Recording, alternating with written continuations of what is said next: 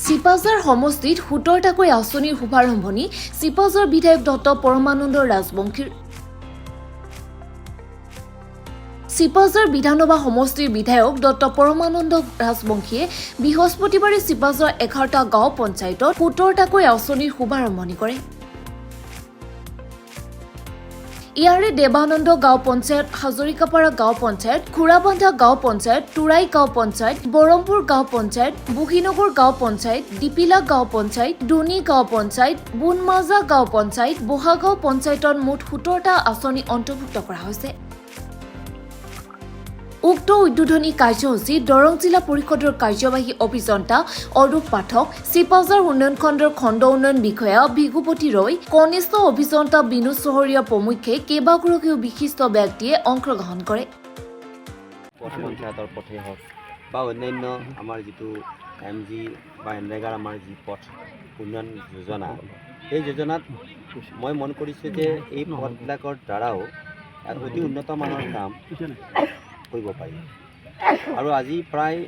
4 বছৰ ধৰি এই উন্নয়নৰ যি এনৰেগাৰ জৰিয়তে আমি ফিভাৰ ব্লকৰ কাম কৰিছোঁ আৰু লগতে আমি সৰু সৰু মানে পথৰ কামো কৰিছোঁ। কৰোঁতে ৰাইজ কিন্তু সন্তুষ্ট হৈছে আৰু এই সন্তুষ্টিৰ বাবেই আজি মই নিজেও সিদ্ধান্ত গ্ৰহণ কৰিছোঁ যে আমি ৰাইজক একেবাৰে লোক নিৰ্মাণৰ যি পথ,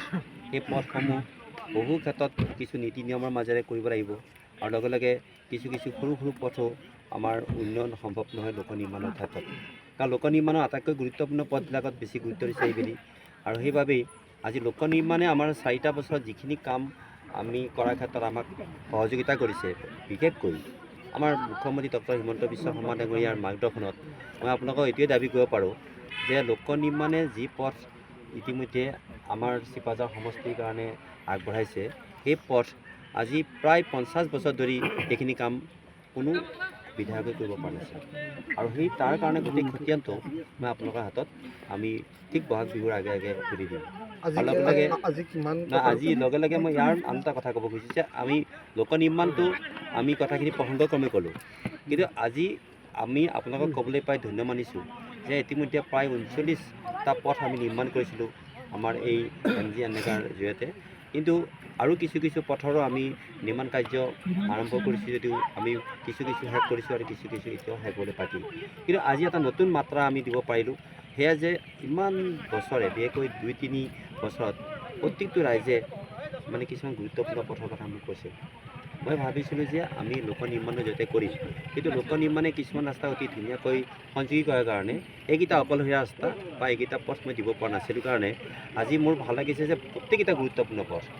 ৰাইজে আজি মোক 2 বছৰ 3 বছৰ ধৰি কৈছিলে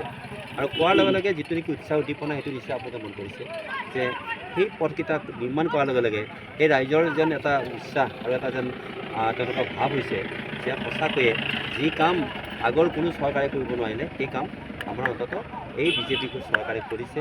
আৰু এই ধৰণে কাম অব্যাহত থাকিলে আৰু 2-3টা বছৰৰ পিছতেই আমাৰ চিপাঝাৰ সমষ্টিত গুৰুত্বপূৰ্ণ সকলো পথৰ নিৰ্মাণ কাৰ্য শেষ হ'ব। আজি মই নিজে অনুমান কৰিছোঁ যে আজি যিখিনি কাম আমি মানে কৰিছোঁ, আমি প্ৰায় আমাৰ 11টা যি কাম, বিশেষকৈ 11টা গাঁও পঞ্চায়তত আমি যিকেইটা কাম আমি সম্পন্ন কৰিলোঁ, সেইকেইটা কামত কিন্তু কমেও ইয়াত মই 7 কোটি বা 4.5 কোটি টকাৰ আমি কাম আৰম্ভ কৰিছোঁ। এই প্ৰায় 6.5 কোটি টকাৰ যিখিনি কাম হৈছে সেইখিনি কাম মই ভাবোঁ যে অতি গুৰুত্বপূৰ্ণ পথ। আপোনালোকে নিজেও লক্ষ্য কৰিছে যে অতি গুৰুত্বপূৰ্ণ পথ, কিন্তু এই গুৰুত্বপূৰ্ণ পথটোৰ মাজত কিন্তু আন এটি গুৰুত্বপূৰ্ণ পথ আজি নিৰ্মাণ কাৰ্য আৰম্ভ কৰিবলৈ পাই মই ধন্য মানিছোঁ। কাৰণ আমাৰ একেবাৰে মধ্য অসমৰ বৰমপুৰৰ দৰে গুৰুত্বপূৰ্ণ স্থানত আমাৰ এই চিপাঝাৰ সমষ্টিৰ পুৰণা সমষ্টিটোৰ কাৰণে এজন অতি নামজ্বলা ব্যক্তি জীউৰাম ডেকা ডাঙৰীয়া, যিগৰাকী আছিল মুক্তিযোদ্ধাৰো, যি মুক্তিযোদ্ধাৰোগৰাকীয়ে বিভিন্ন ধৰণে সেই সামাজিক কাম কাজ আৰু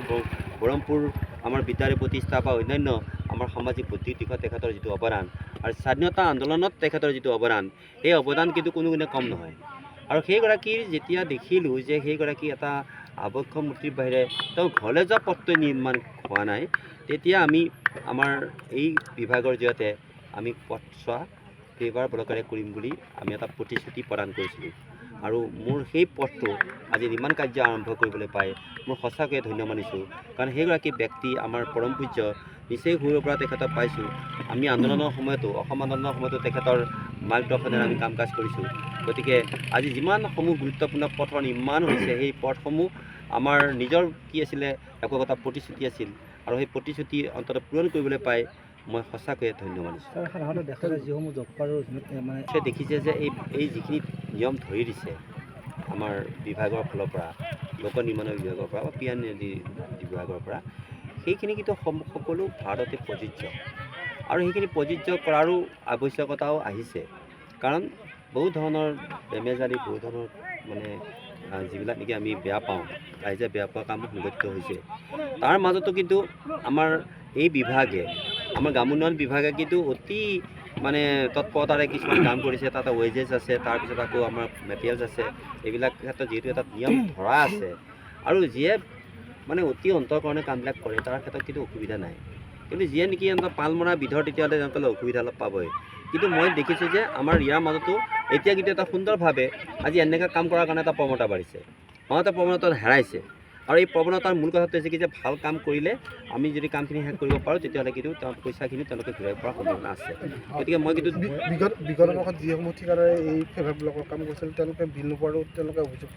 এই যে বিল নোপোৱা বুলি কৈছে সেইখিনি বিল নোপোৱাৰ কাৰণো আছে কাৰণ কিছুমান বিলৰ যিটো নিয়ম কানুন এইবিলাক হোৱা নাই কিন্তু মই জনামতে যিখিনিয়ে ভালকৈ কাম কৰিছে তেওঁলোকে এইটো বিলো পাইছে আৰু অচিৰে বিলৰ সমস্যাও সমাধান হ'ব